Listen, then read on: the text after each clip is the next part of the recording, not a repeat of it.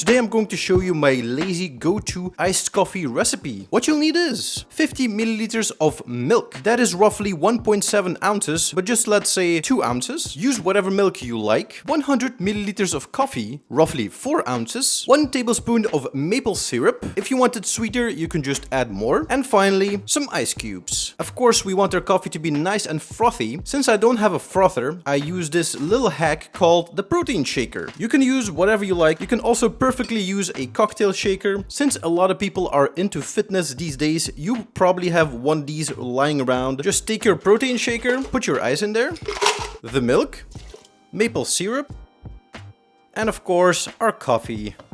Put a lid on it. Make sure that this thing is also closed. I've had it a couple of times when it was open and it was not pretty. And shake it up like it's a Polaroid picture.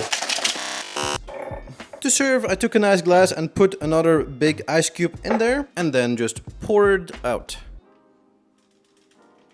And that's about it.